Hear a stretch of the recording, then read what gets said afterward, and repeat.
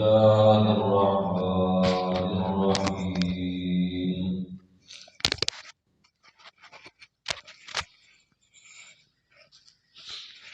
الذين يؤمنون بالغيب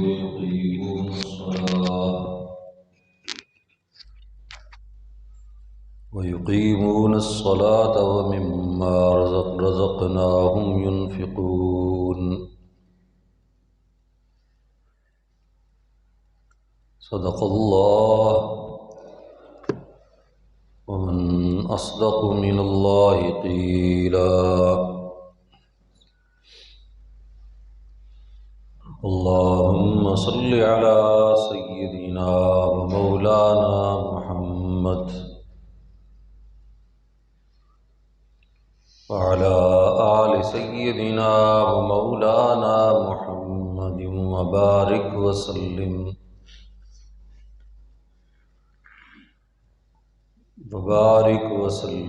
ثم صل عليه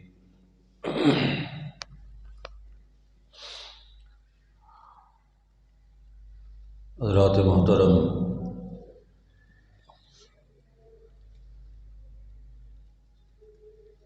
گزشتہ چند جمعوں سے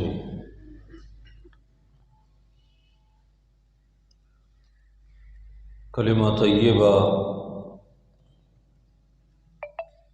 اور نماز کی اصلاح کے حوالے سے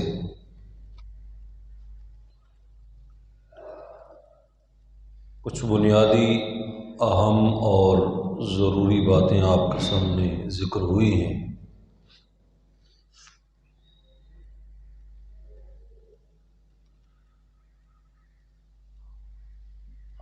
نماز 3 قسم کی کیفیتوں سے مکمل ہوتی ہے۔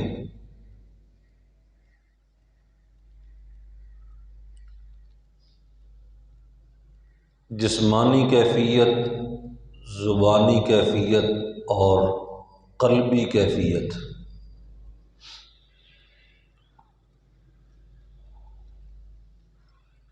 اس میں کوئی شک نہیں کہ قلب اور دل کی توجہ کا عمل کی عمدگی میں اس کے نتیجہ خیز ہونے میں، اس کے مقبول بارگاہ الہی ہونے میں بڑا دخل ہے۔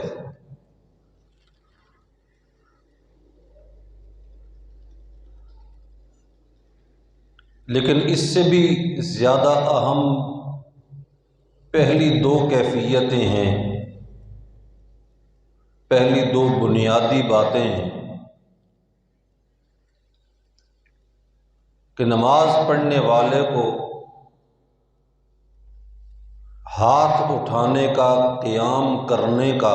رکوع کرنے کا، سجدہ کرنے کا،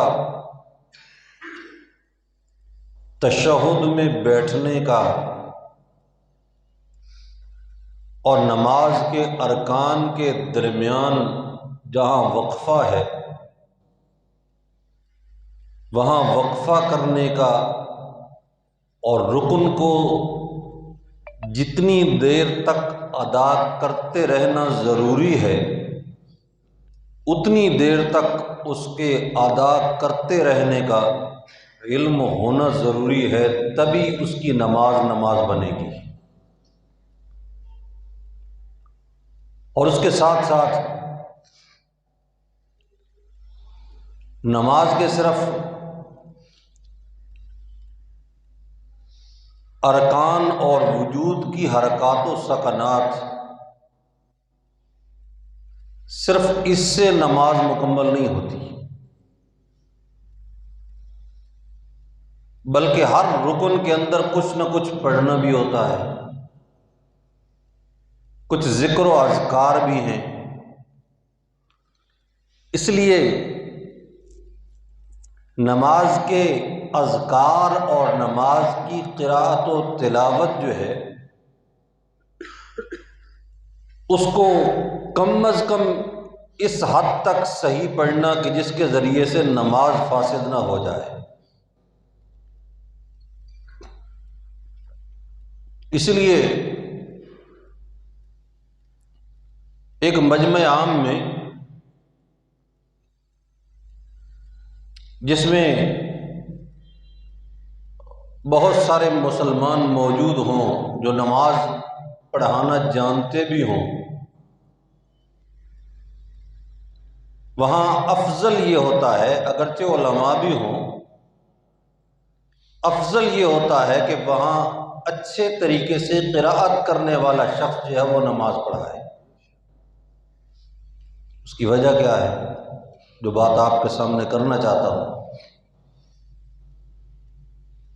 کہ علم اس کی اپنی حیثیت ہے، جس کو انسان سیکھ کر پھر اس کے بعد اس کے مطابق عمل کرتا ہے۔ اور اس میں علم قراءت ایک ایسا علم ہے کہ نماز کا کوئی بھی رکن ایسا نہیں کہ جس کی ادائیگی میں ساتھ ساتھ قراءت کا دخل نہ ہو۔ ابتدا بھی اللہ اکبر سے ہوگی، اور جس کی خود اللہ اکبر ہی درست نہ ہو تو پھر باقی نماز کا کیا بنے گا؟ اس لیے انسان کو جہاں اپنے کھانے کی، اپنے پینے کی، اپنی اولاد کی، اس کے رزق روٹی کی، اس کے کپڑے کی، اس کے لباس کی، اس کی تعلیم کی، اس کے مستقبل کی فکر ہوتی ہے، اسی طریقے سے ہر شخص کو، چاہے وہ نوجوان ہے، ادھیڑ عمر ہے، بڑھاپے کی دہلیز تک پہنچا ہوا ہے،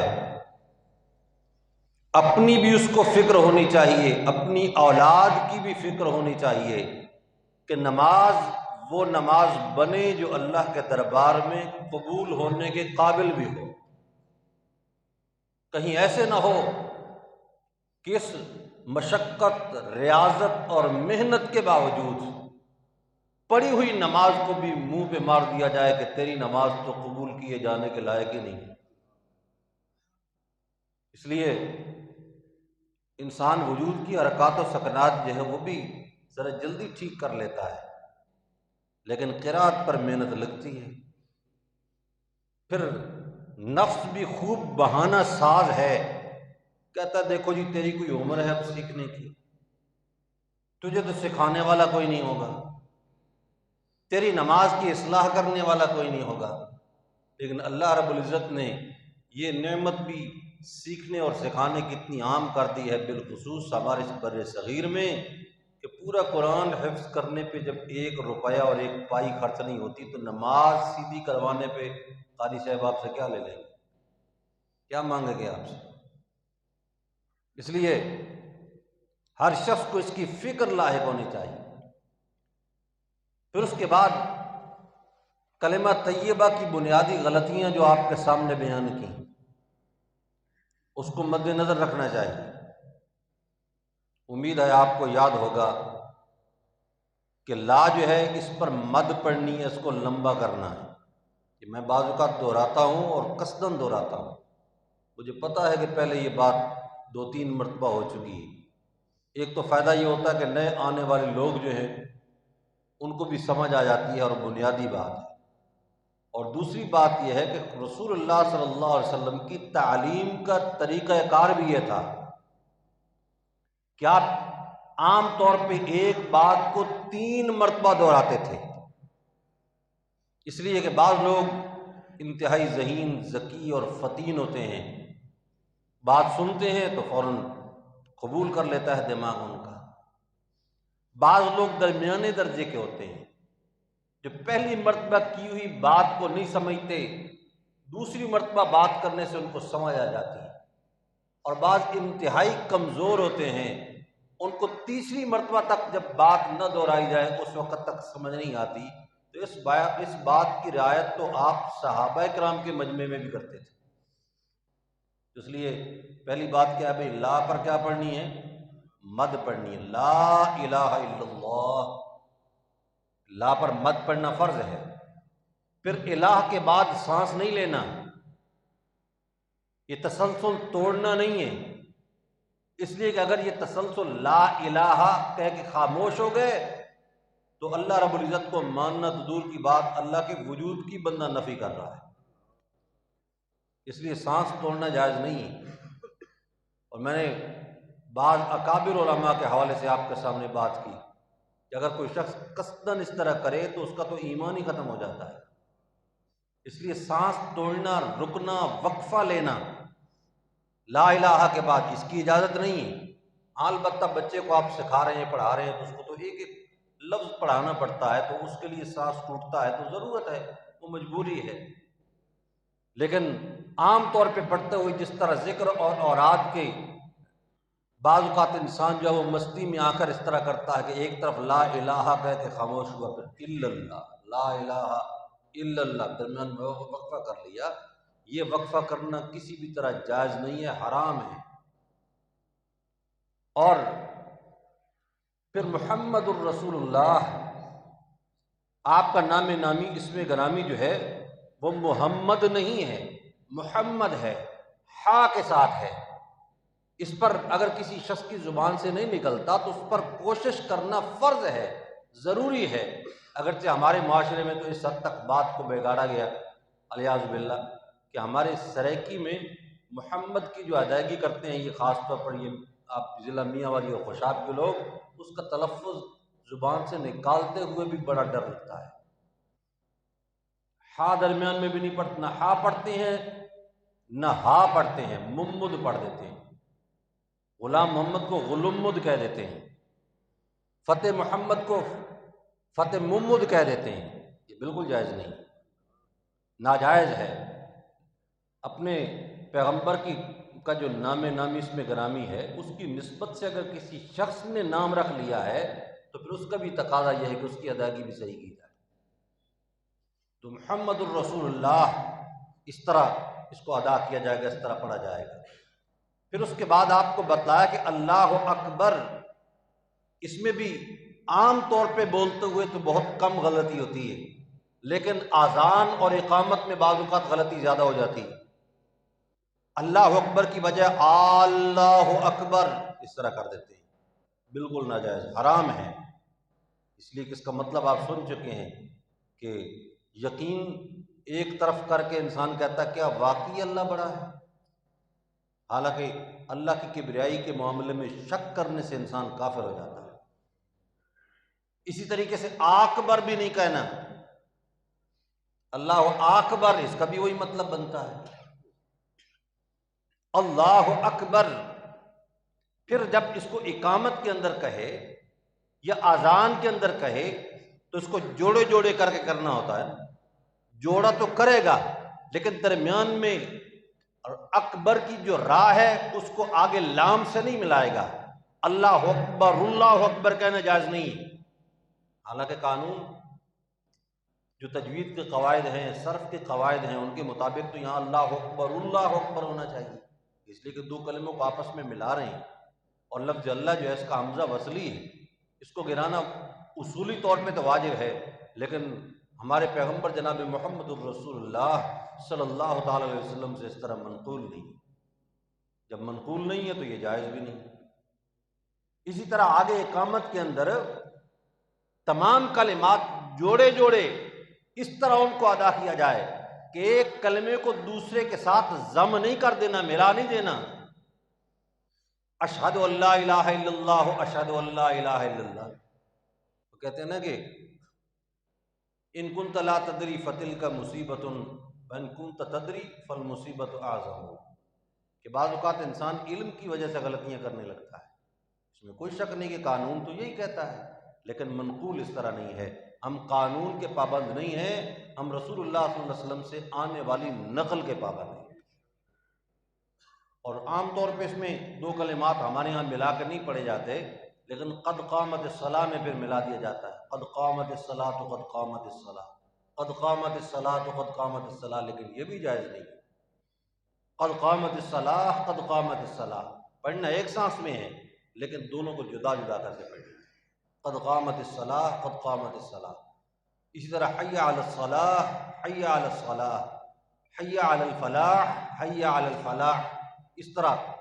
سانس ایک ہی میں پڑھنا ہے لیکن دونوں کو جدا جدا کر کے پڑھنا ہے۔ اور پھر یہ الفاظ کی درستگی، اس کی اہمیت، اس کا اثر ترجمے اور مفہوم پہ پڑتا ہے۔ انسان ادھر اللہ رب العزت کی تعظیم کر رہا ہو اپنے عمل کے ذریعے سے، لیکن اپنی زبان کے ذریعے سے نماز کے کلمات کی دھجیاں بکھیر رہا ہو، اس کا مفہوم الٹ پلٹ کر رہا ہو، تو پھر ایسی نماز کس طرح اللہ کے دربار میں قبول؟ اور دیار اسلام میں رہتے ہوئے مسلمانوں کی جہاں کثرت موجود ہے، سیکھنے سکھانے والے موجود ہیں، وہاں رہتے ہوئے اگر کوئی غلطی ہو جائے تو وہ غلطی بھی اللہ کے ہاں قابل معافی نہیں ہوتی۔ یہ نہیں کہا جا سکتا کہ میں تو پڑھا ہوا نہیں تھا، میں نے علم حاصل نہیں کیا تھا،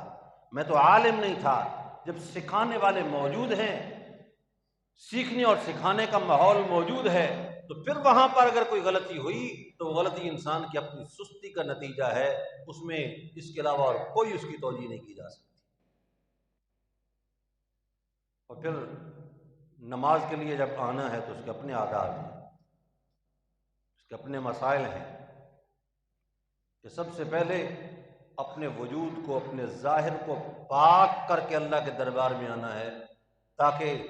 ظاہر کو پاک کر کے اللہ کے دربار میں کھڑا ہوگا، اللہ رب العزت اس نماز کی برکت سے اس کے باطن کو بھی پاک کرے گا۔ حد سے اصغر سے، حد سے اکبر سے پاک ہو۔ حد سے اصغر کیا ہے؟ بے وضائی، وضو کی ضرورت ہو تو وضو کر کے آئے مکمل۔ اور حد سے اکبر جنابت کی حالت میں ہو تو پھر تو مسجد میں داخل ہونا ہی جائز نہیں، پھر قرأت قرآن بھی جائز نہیں، قرآن پاک کی تلاوت جائز نہیں۔ تو لہذا غسل کی ضرورت ہے تو غسل کر کے آئے، اور اگر جنابت کی حالت نہیں، بے وضو حالت میں ہے تو وضو کر کے آئے، اور اس طرح اللہ کے دربار میں اپنے وجود کو پاک کر کے آئے۔ اور اگر وضو کرنے پر بھی قدرت نہیں ہے، اس قسم کا مرض لاحق ہو گیا کہ جس کی وجہ سے پانی کا استعمال ممنوع قرار دے دیا گیا کہ پانی استعمال کرے گا تو تکلیف بڑھ جائے گی، اب اس کے لیے استعمال کرنا مشکل ہے، یا پانی ملتا نہیں ہے، تو پھر اللہ رب العزت نے اتنی بڑی آسانی فرمائی اس امت کے لیے، خاص طور پر جو پہلی امتوں میں موجود نہیں تھی۔ فَتَيَمَّمُوا صَعِيدًا طَيِّبًا، پاک مٹی جو ہے اس کے اوپر پاکی اور طہارت کی نیت کے ساتھ ہاتھ مار کے 2 ضربیں لگا کر اپنے چہرے کے اوپر پھیر دینا، اپنے بازوؤں اور ہاتھوں پر پھیر دینا، یہ تمہارا کام ہے۔ تمہارے بے وضو وجود کو نماز کے قابل بنانا اس رب کا کام ہے۔ فَتَيَمَّمُوا صَعِيدًا طَيِّبًا، لیکن جس مٹی کو تیمم کے لیے استعمال کرنا ہے اس میں، اور جس جگہ کو نماز کے لیے استعمال کرنا ہے اس میں فرق ہے، کہ تیمم کے لیے ایسی مٹی استعمال کرے جو یقینی طور پہ پاک ہو، جس طرح اینٹ ہوتی ہے، اس کو جلا لیا جاتا ہے، مٹی جل جاتی ہے، صاف اور پاک ہو جاتی ہے، اور اگر یہ معلوم ہو کہ اس جگہ پر جانور گزرتے رہے ہیں، یہاں کچھ ناپاکی کا اثر رہا ہے، اس جگہ سے مٹی اٹھا کر تیمم کرنے کی اجازت نہیں، لیکن نماز میں اس کے مقابلے میں آسانی ہے، اس کے مقابلے میں سہولت ہے۔ زمین خشک ہو، چاہے اس پر جانور پہلے گزرتے رہے ہوں، خشک زمین کے اوپر، ننگی زمین کے اوپر بھی نماز پڑھنا جائز ہے، اس لیے کہ وہ نماز کے قابل بن جاتی ہے۔ اور سب سے پہلے اپنی طہارت کو مکمل کرنا، اپنے جسم کی طہارت، اپنے کپڑے کی طہارت، لباس ایسا استعمال کرے جس پر نجاست نہ ہو، 1 درہم کے برابر، اگر وہ چھینٹے ہیں منتشر، ان کو جمع کیا جائے تو تقریباً اتنی مقدار وہ اکٹھی نہ ہو، اگر ان کو جمع تصور کرو تو تقریباً اتنی مقدار یہ 1 درہم ہوتی ہے، اتنی مقدار نہ بنے، اس سے کم ہے تو پھر اجازت ہے، شریعت میں معاف ہے، لیکن اگر اتنی مقدار ہے نجاست کی پھر ایسے کپڑے کے ساتھ نماز نہیں پڑھی جا سکتی، اور اگر پڑھ لی گئی تو پھر نماز نہیں ہوئی، اس نماز کا اعادہ فرض ہوتا ہے، اس لیے کہ فرض نہیں تو پھر ظاہر بات ہے اس کا اعادہ ہوگا، اور اس کا اعادہ بھی اسی طرح فرض ہوگا، دوبارہ پڑھنا پڑے گی۔ ہاں البتہ اگر کوئی شخص اس قسم کا معذور ہے کہ اس کے وجود پر ناپاکی کا اثر رہتا ہے، بار بار بدن یا کپڑا دھونے اور اتارنے میں ایسی مشقت ہوتی ہے کہ جس سے تکلیف بڑھتی ہے، بعض وقت آپریشن والے آدمی کو مسئلہ بنتا ہے، جس آدمی نے آپریشن کروایا ہوا ہے، اب اس کے لیے بار بار اس کا لباس اگرچہ وہ خود نہ اتار سکتا اور دوسرے اتارنے تبدیل کرنے والے موجود ہوں تو اتارنے میں بھی بعض اوقات تکلیف ہوتی ہے۔ ایک آدمی ہے، خدا نخواستہ اس نے اپنی کمر کا آپریشن کروایا تو اس کو بار بار الٹ پلٹ کرنے میں بھی تکلیف ہوگی۔ اس قسم کا آدمی اگر اس کے کپڑے ناپاک ہوں تو جب تک وہ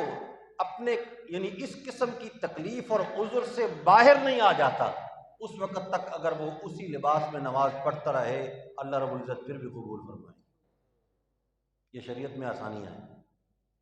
لیکن اس کے علاوہ کسی قسم کی کوئی گنجائش نہیں۔ اور جس جگہ نماز پڑھ رہا ہے وہ جگہ بھی پاک ہونی چاہیے۔ اگر جائے نماز پہ پڑھ رہا ہے جائے نماز پاک ہونی چاہیے، اور جس چیز پر نماز پڑھ رہا ہے وہ چیز کچھ نہ کچھ زمینی اثرات بھی رکھتی ہو،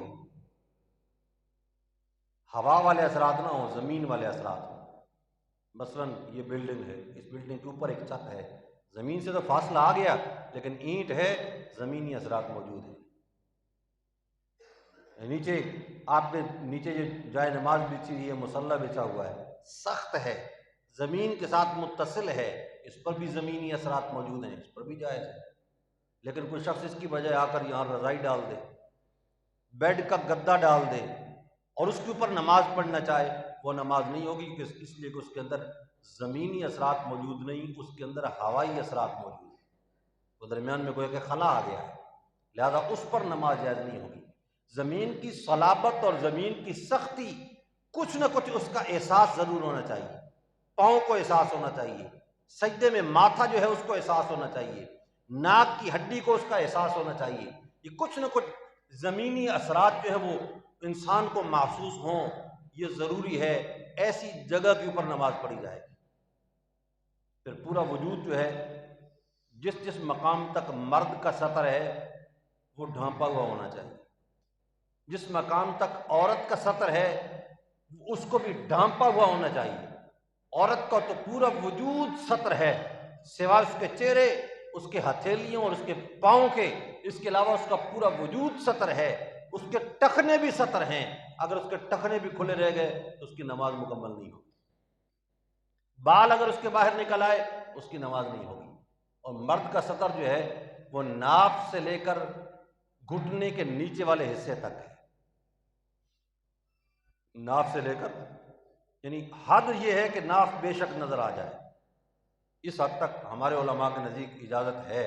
کہ اگر ناف نظر آ جائے تو کوئی حرج نہیں، لیکن ناف سے نیچے ایک انگلی بھی نظر نہیں آنی چاہیے، ایک انگلی کے برابر جگہ بھی نہیں نظر آنی چاہیے۔ لیکن کتنا خیال کیا جاتا ہے ہمارے یہاں، بعض اوقات شلوار اتنی ڈھیلی ہوتی ہے، تہبند اتنی ڈھیلی ہوتی ہے کہ پورا ایک 4 انگلی کے برابر ناف سے نیچے کپڑا نظر آ رہا ہوتا ہے، اور سطر انسان کا نظر آ رہا ہے، اور سطر کی طرف دیکھنے پر کتنی سخت وعید ہے، فرمایا الناظر والمنظور ملعونان،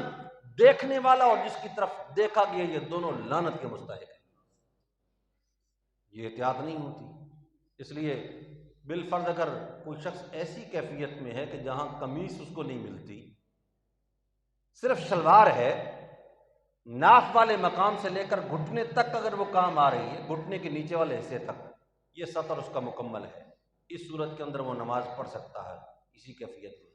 ہاں البتہ اگر کسی ایسے جنگل بیابان میں پہنچ گیا، حوادث کا شکار ہو گیا، وجود پر کوئی لباس نہیں ہے، پھر اس کے بعد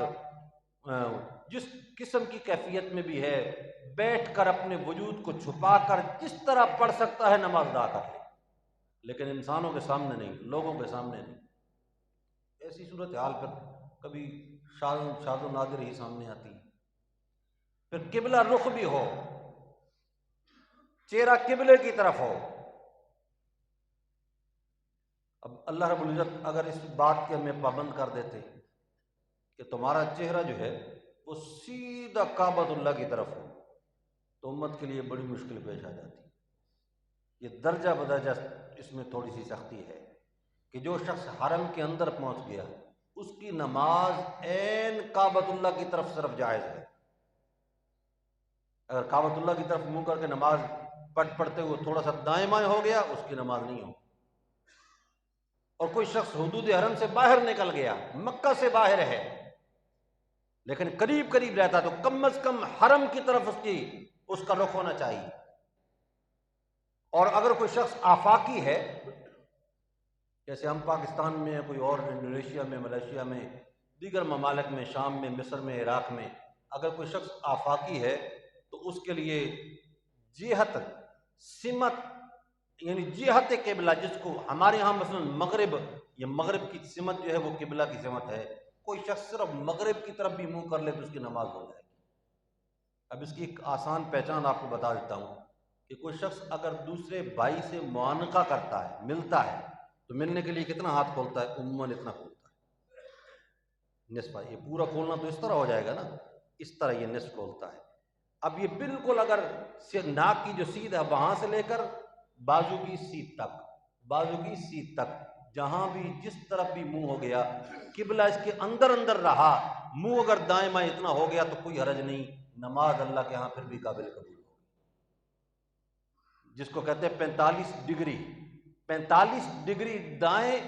45 ڈگری بائیں اگر کوئی شخص ہو گیا تو اس کی نماز ہو جائے گی۔ اس لیے کہ اس 45 ڈگری، مثلا آسان لفظوں میں آپ کو سمجھاؤں، ایک تو یہ سمت ہے کہ مشرق ہے، پھر مغرب ہے، پھر شمال ہے، پھر جنوب ہے، پھر اور اسی طریقے سے کبھی کبھی انسان درمیان والے علاقوں کو کہہ دیتا ہے شمال مغربی علاقہ، مغرب کا لفظ تو اس میں بھی بولا جا رہا ہے، جنوب مغربی علاقہ، مغرب کا لفظ وہاں پر بھی بولا جا رہا ہے۔ تو جہاں تک یہ مغرب کا لفظ بولا جاتا ہے 45 ڈگری تک تقریباً، وہاں اس مقام تک نماز جو ہے وہ چہرہ انسان کر لے تو ہو جاتی، اور یہ تصور کیا جائے گا کہ اس نے کعبۃ اللہ کی طرف رخ کیا ہوا ہے۔ اور پھر نماز کی نیت کرنا، بغیر نیت کے نماز نہیں ہوتی، لیکن نیت کے لیے یہ کوئی ضروری نہیں کہ انسان زبان سے کوئی رٹی رٹائی گردان لازمی پڑے۔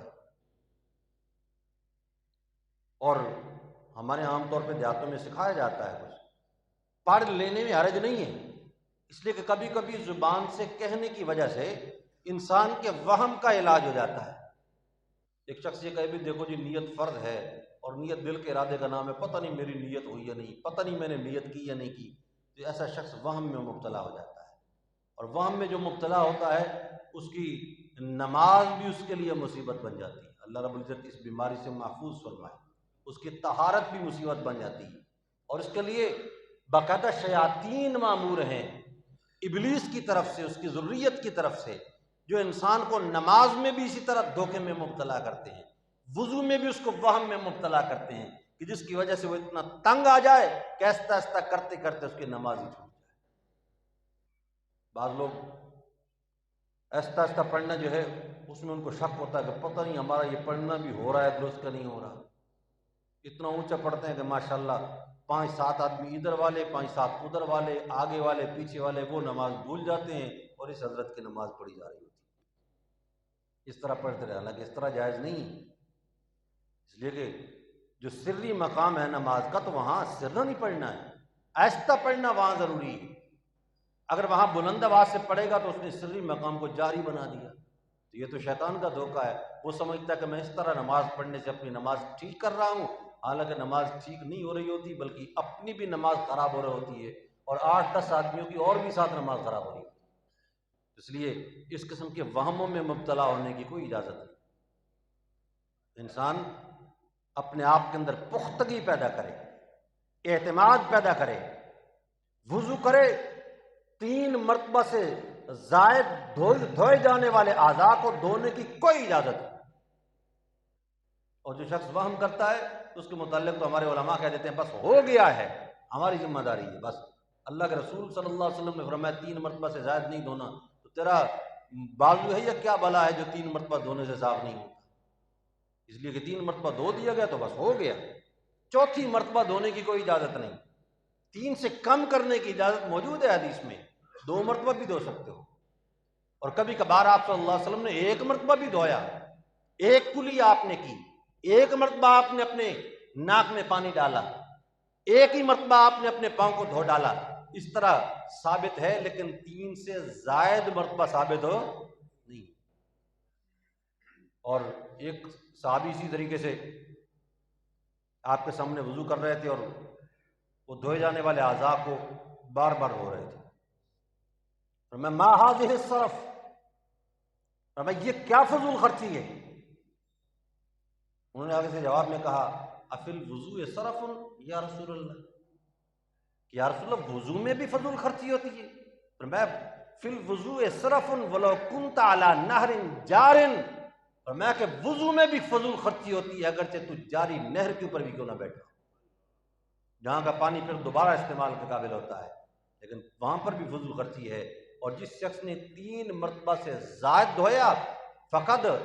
اسرف واظلم، او کما قال، اس شخص نے اسراف کیا اور اس نے اپنے آپ پر ظلم کیا ہے، اور بجائے اس کے کہ اس کو وضو کا ثواب حاصل ہو، وہ ثواب کی بجائے الٹا گناہ لے کے اٹھتا ہے۔ اس طرح نیت کے معاملات بھی ہیں، ان میں وساوس کی ضرورت نہیں۔ ایک شخص اگر باجماعت نماز پڑھنے کی نیت سے گھر سے آیا ہے، اس نے جمعہ کے 2 فرض ہی پڑھنے ہیں، کیوں بھائی کیا نیت لے کے آتا ہے گھر سے؟ جمعہ کی نماز پڑھنی ہے، جمعہ کے کتنے فرض ہوتے ہیں؟ 2 ہی فرض ہوتے ہیں، تو نیت تو موجود ہے نا، وہم کرنے کی ضرورت نہیں ہے۔ بس تھوڑا سا اپنے ذہن کو ایک مرتبہ پھر حاضر کر لے کہ میں نے 2 رکعت پڑھنی ہے جمعہ کی، اور جمعہ ہوتا ہی باجماعت ہے، وہاں کسی اور چیز کی نیت کی مزید ضرورت بھی نہیں، اتنا کافی ہے۔